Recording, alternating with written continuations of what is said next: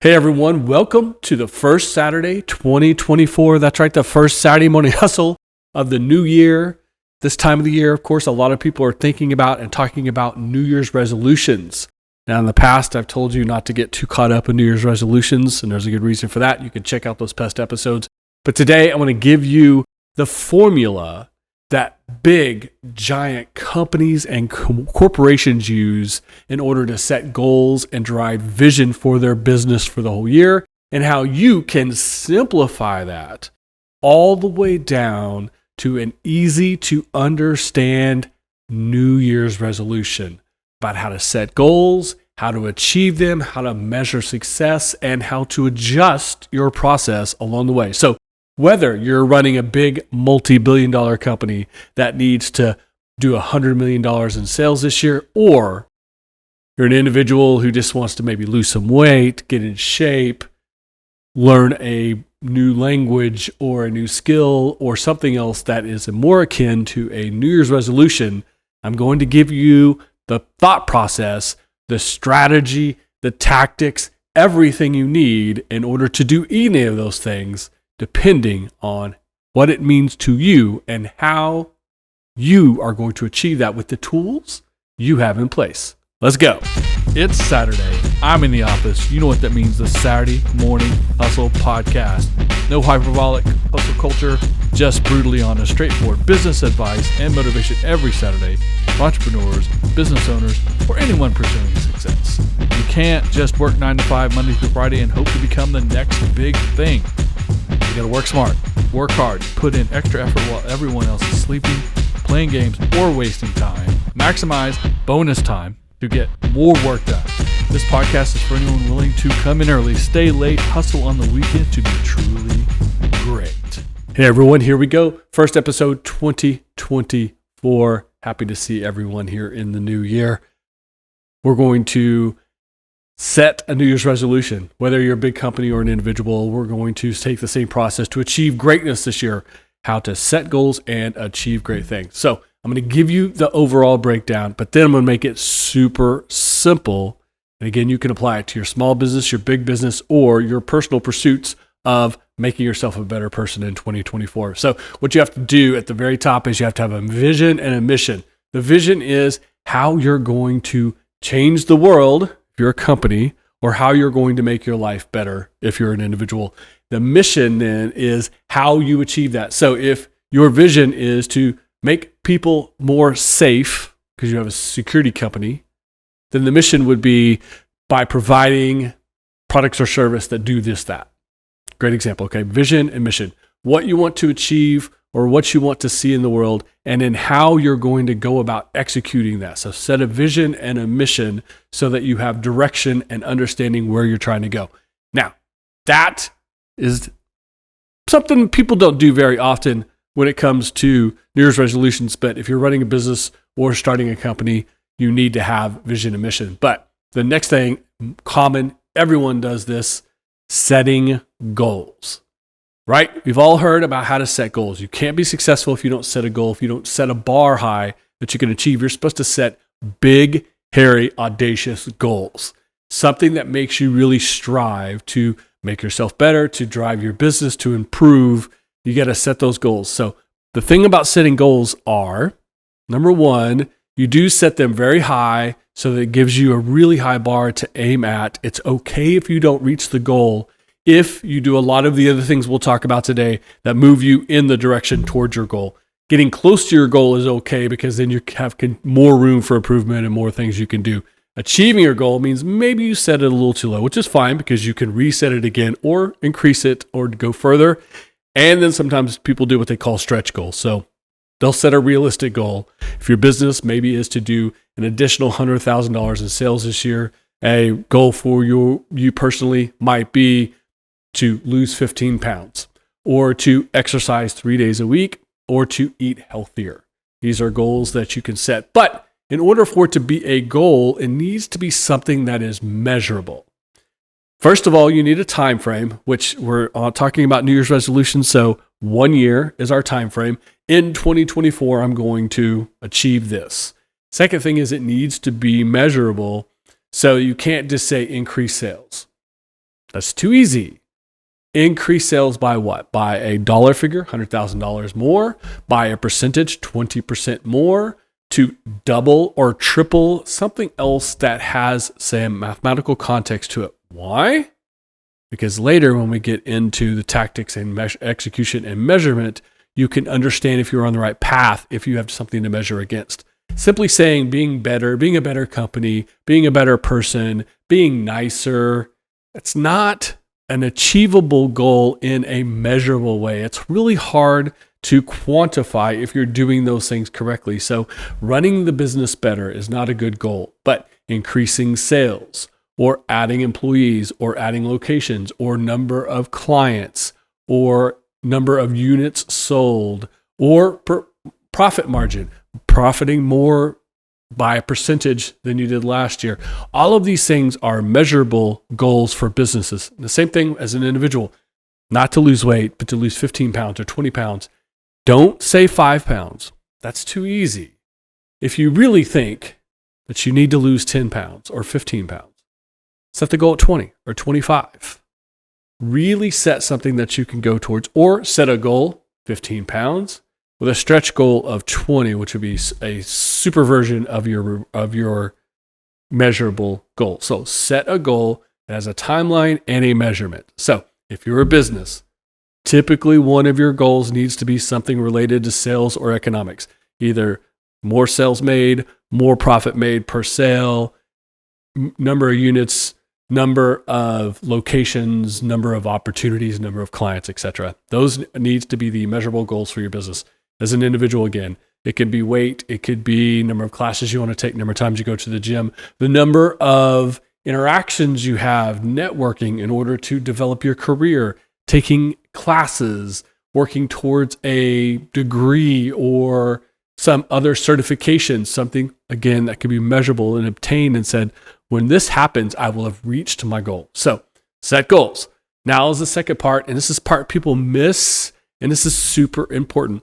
Once you've set a really big goal, it can seem intimidating. How am I going to achieve that? How am I going to lose 25 pounds? How am I going to make an extra $100,000 this year?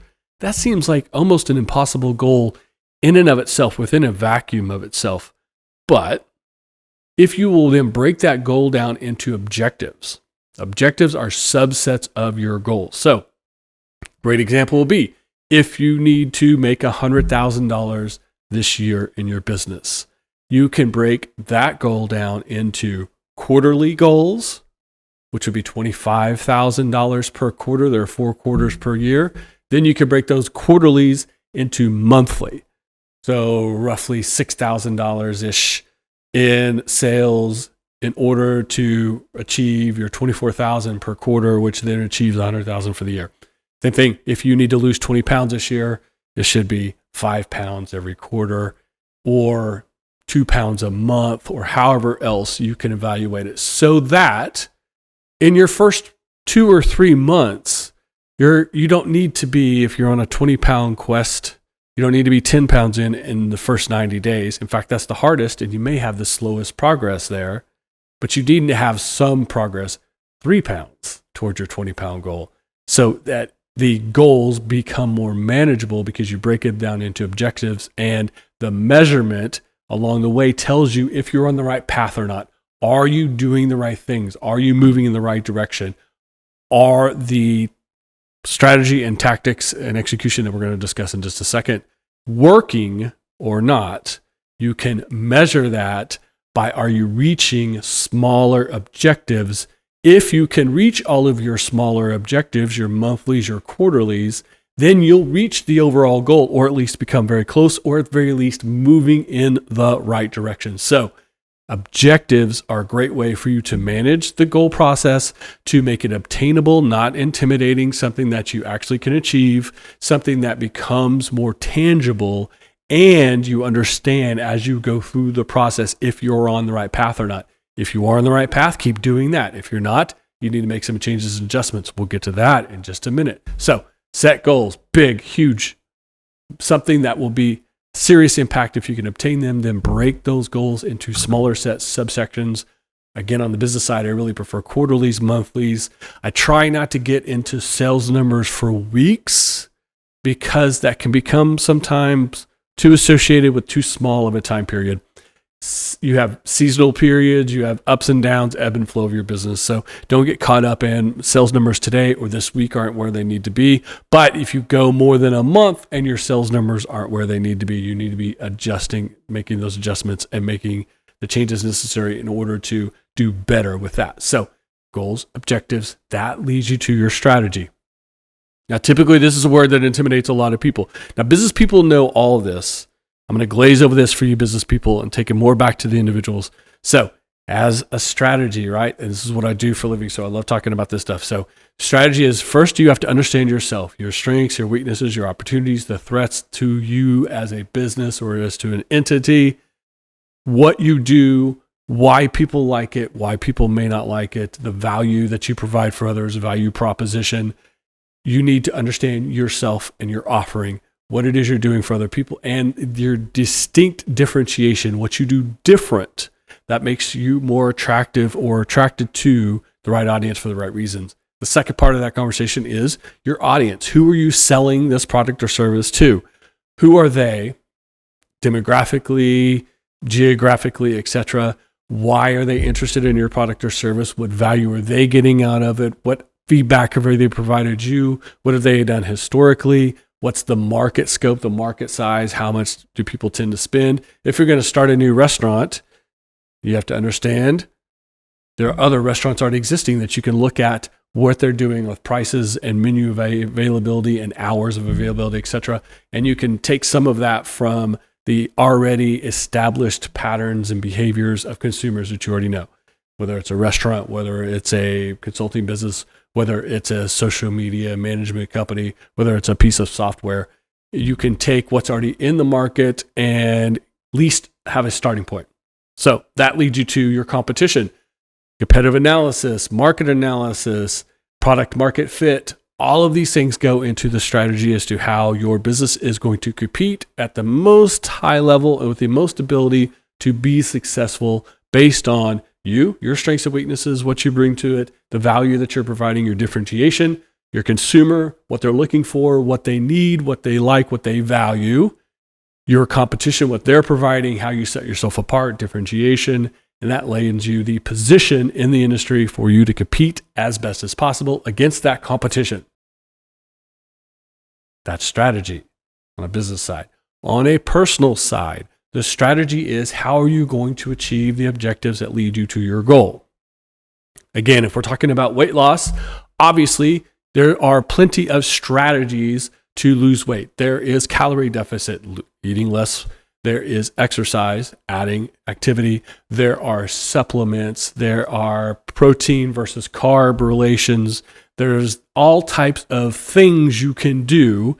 So you have to know yourself, figure out what works best for you, understand what you're up against. In this case, it's not competition of another person or another business, but it's competition of maybe your past diet, your past performance, or just your body. If your body's changing because of your age or other factors, all those things go into how you compete against yourself to lose weight, how you compete to learn the new skill that you're looking for, to all the things that you're trying to achieve, what's going to help you, what you already have in place, what you need, what's beneficial to you, etc. And then utilize the things that are most important, de-emphasize the things that are less important, but recognize them. So in this case, going back to the weight loss conversation, if you're someone who is a former athlete, then exercise may be really what it's all about. But if you're someone who's not very athletic, maybe eating differently, calorie deficit will help you. If you're someone who has a large family you're cooking for or has a schedule that keeps you from being able to eat regularly, then maybe diet is less of an issue and exercise or other activities are more emphasized. So finding the thing that works best for you, do more of that. The things that don't work for you, do less of that until you find the right combination, and then be consistent in the delivery. That is strategy, business, and personal. So now you've set goals, you've set objectives, you know how you're going about it, you're executing. These are your tactics. In business, tactics are advertising, public relations, social media, communication of any sort, community events, employee engagement, customer service. All of these things are the execution, the tactics in your business. Do more what works, what's cost effective, what's beneficial to you, what fits into the identity that you created in the strategy, the differentiation, how you do business, meeting the expectation of your customer, etc. That's what you do on the business side. Now, on the personal side, those strategies or those tactics are, if the strategy is exercise, get to the gym. But don't just go to the gym. Which exercises are you doing on what days? How many days a week? When are your rest days, etc.? Those are the tactics you put into place to execute the strategy. The strategy leads you to achieving your objectives. Those objectives lead you to your goal. The goal is going to get you to the mission, which is your vision. See how that works? I know that was a whole lot, and it seems complicated, but I just tried to make it as simple as possible for you. Now, the last key piece here, before I wrap it up and go back to the top, is measurement. All of this has to be measured. We started at the top of the goal that could be measured. So your tactics have to be measured. The outcome of your tactics, the outcome of your strategy, when you're reaching or not reaching your objectives, which will lead you to your goals. All that is done through measurement.